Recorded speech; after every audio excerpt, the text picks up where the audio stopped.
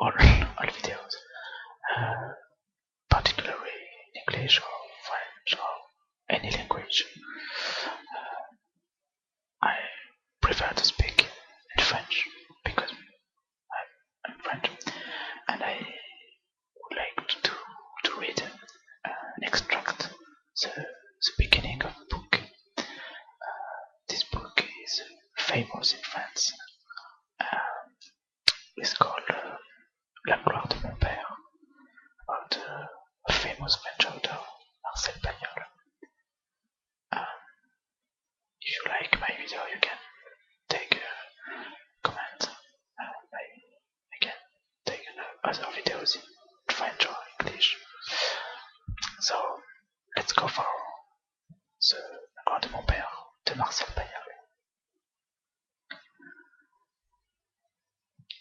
Je suis né dans la ville d'Aubagne, sous le carlapon couronné de chèvres, au temps des derniers chevriers. Carlaban, c'est une énorme tour de roche bleue, plantée au bord du plan de l'Aigle, cet immense plateau rocheux qui domine la verte vallée de l'Yvonne. La tour est un peu plus large que haute, mais comme elle sort du rocher à 600 mètres d'altitude, elle monte très haut dans le ciel de Provence. Et parfois un nuage blanc du mois de juillet vient s'y reposer un moment. Ce n'est donc pas une montagne, mais ce n'est plus une colline, c'est Carlaban, en quête de quêteurs de Marius, quand ils virent, au fond de la nuit, briller un feu sur la Sainte-Victoire. Allumèrent un bûcher de broussailles. Cet oiseau rouge, dans la nuit de juin, vola de colline en colline, se reposant enfin sur la roche du Capitole. Apprit à Rome que ces légions de Gaulle venaient d'égorger dans la plaine d'Aix les 100 000 barbares de Teutoburg. Mon père était le 50e enfant d'un tailleur de pierre de Valréas, près d'Orange. La famille était établie depuis plusieurs siècles. D'où venait-il? Sans doute d'Espagne, car j'ai retrouvé dans les archives de la mairie des Espagnols, puis des Espagnols. De plus, ils étaient armuriers de père en fils, et trempaient des épées dans les eaux de l'Ouvèze. Occupation, comme chacun sait, noblement espagnole. Cependant, parce que la nécessité du courage a toujours été inversement proportionnelle à la distance qui sépare les combattants, les tromblons et les pistolets remplacèrent bientôt les espadons et les colichmardes. C'est alors que mes aïeux se firent artificiers, c'est-à-dire qu'ils fabriquèrent de la poudre, des cartouches et des fusées. L'un d'eux, un arrière-grand-oncle, sortit un jour de sa boutique, à travers une fenêtre fermée, dans une apothéose d'étincelles, entourée de soleils tournoyants, sur une gerbe de chandelles romaines. Il n'en mourut pas, mais sur sa joue gauche, la barbe ne repoussa plus. C'est pour ça que jusqu'à la fin de sa vie, on l'appela Rousti, c'est-à-dire le rôti. C'est peut-être à cause de cet incident spectaculaire que la génération suivante décida, sans renoncer aux cartouches ni aux fusées, de ne plus garnir de poudre. Ils devinrent cartonniers, ce qu'ils sont encore aujourd'hui. Voilà un bel exemple de sagesse latine. Ils répudièrent d'abord l'acier, matière lourde, dure et tranchante, puis la poudre, qui ne supporte pas la cigarette, et ils la consacrèrent à leur activité au carton, produit léger, obéissant, tout touché, en tout cas non explosif.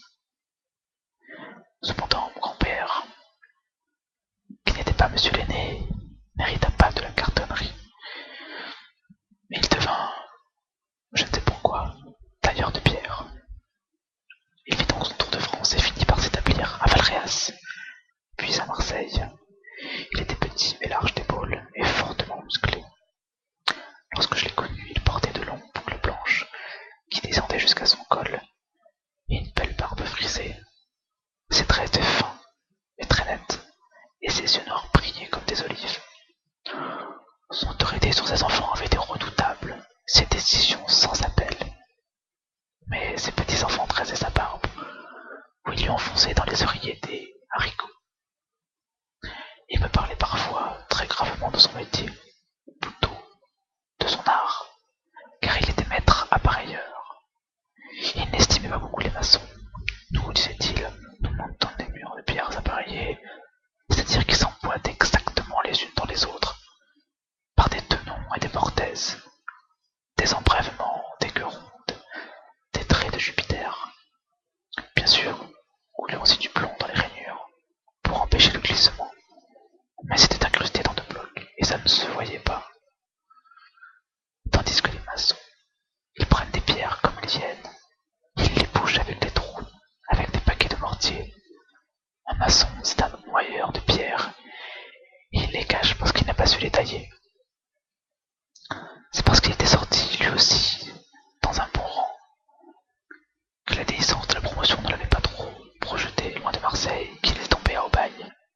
C'était une bourgade de 1000 habitants, nichée sur les côtes de la vallée de l'Yvonne, et traversée par la route poudreuse qui allait de Marseille à Toulon. On y cuisait des tuiles, des briques et des cruches, on y bourrait des boudins et des andouilles, on y tannait, en ces temps de fosse, des cuirs inusables.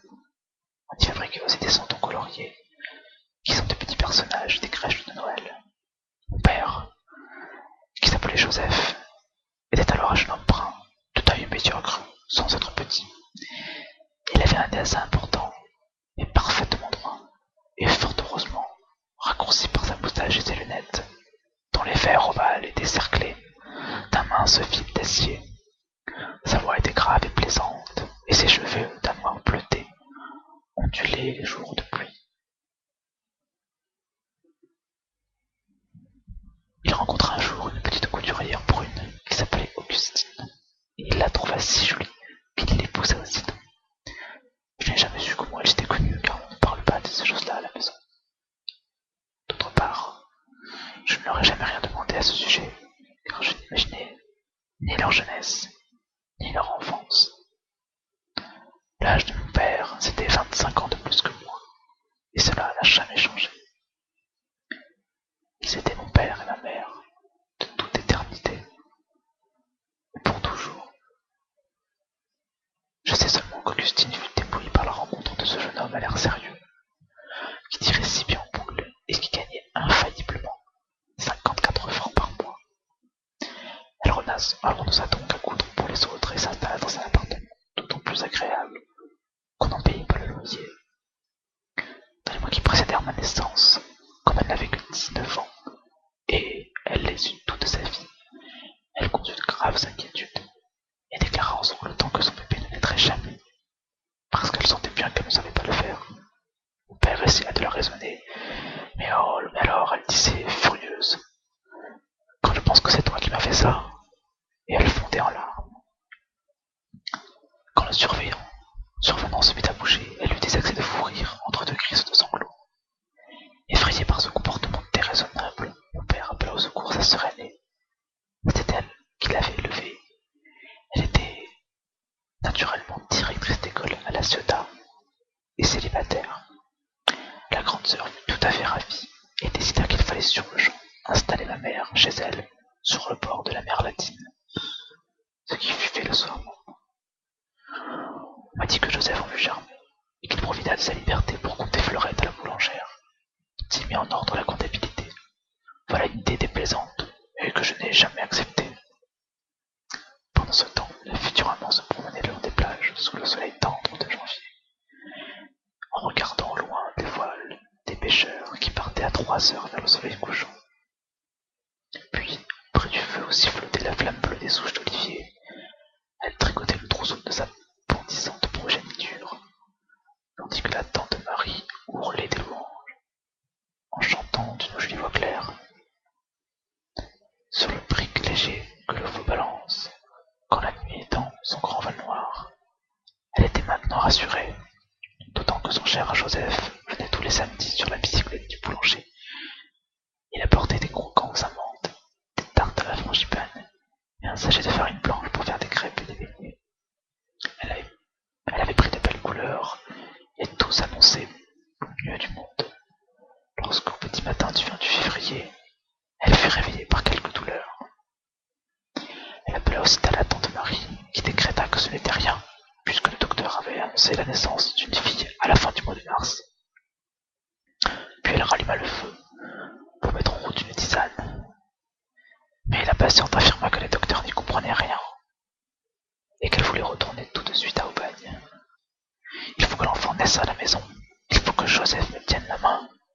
Marie, Marie, partons vite. Je suis sûr qu'il veut sortir. Voilà, c'est le début de la gloire de mon père. J'espère que ça vous a intéressé et que ça vous donnera envie de lire la suite. Si vous souhaitez que cette vidéo vous a plu et que vous souhaitez que j'en fasse d'autres, n'hésitez pas à me laisser un commentaire. J'essaierai d'en publier de temps en temps. Voilà, sur ce, je vous souhaite une bonne soirée.